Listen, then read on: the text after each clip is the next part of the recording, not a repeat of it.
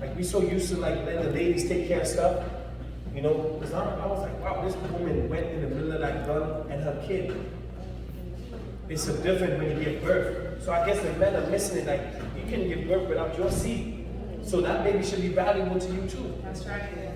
So I believe the men gotta get involved. Too much time, it's long enough time the men has been missing. We gotta come back to the heart of God and understand that these things we gotta get passionate about. There's no way this should be happening in our communities. We gotta understand that today we talk about the chief about the whole gun, making sure that these things are working and what's happening in our community. We gotta get into knowing. Amen? Amen. Amen. Glory be to God. I don't know how we ended up here in this conversation. Amen. To God be the glory. To God be the glory. You know, anybody have any question, anything they want to share? This is Talk Back Sunday. So you can talk back, chat back to me. Talk back to me.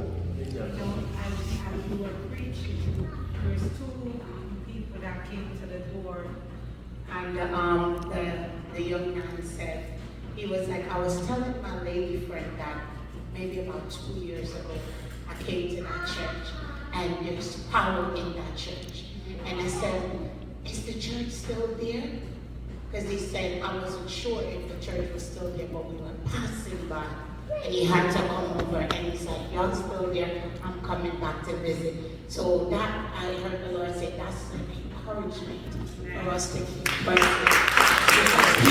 He's going to send people. He's going to send them. Amen? He said he visited 2 years ago. And I said, my God.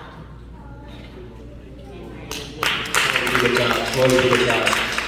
Glory be to God. Yes. Amen. Yes. That is encouraging. Amen.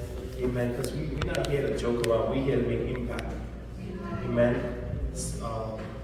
Pastor Tony Evans said, if the church was to close its doors, would the community be affected by it?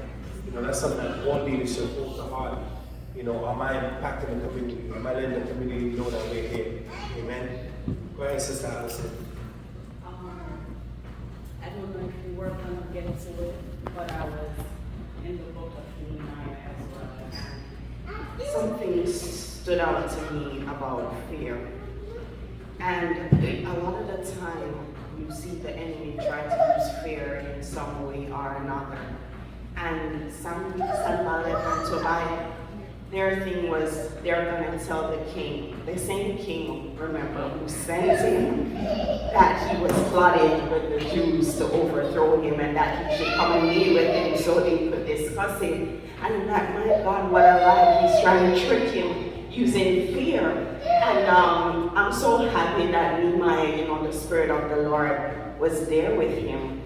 And it's so funny. There was a prophet, and it was a lying prophet, because the prophet was telling him maybe he should go hide in the temple.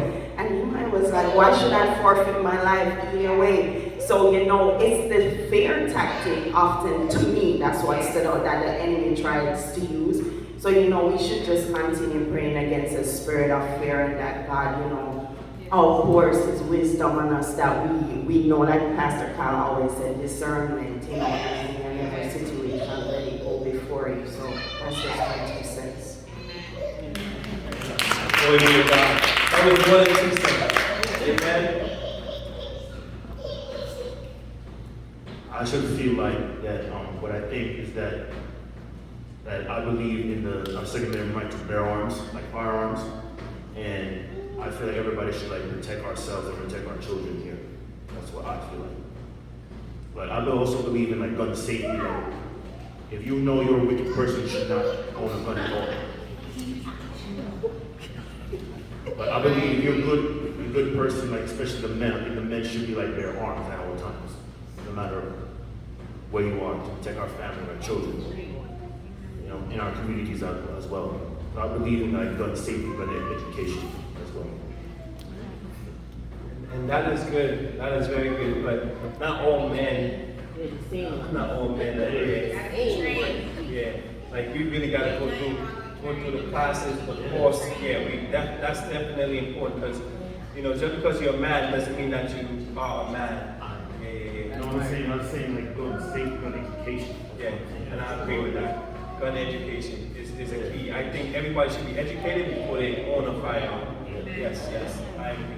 Because like when we look at what happened even at the 99-cent store, the race thing, you know, he was mentally ill. Yeah. You know, and you allow him to have a gun, then something is wrong. So yeah, we gotta look into that. That's why we're trying to combat that with the reverse Reverse.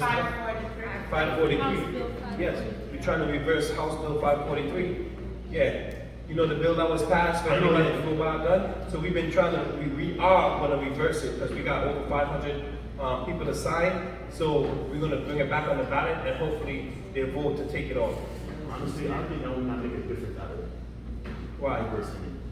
I don't think that still people still gonna find ways to buy the firearms. But you gotta- But but if you it's gotta- but if open carry, if you have good background check, everything like it should not make a difference. Like you carry a gun or not, you know what I'm saying? But So do you see the need to not have that?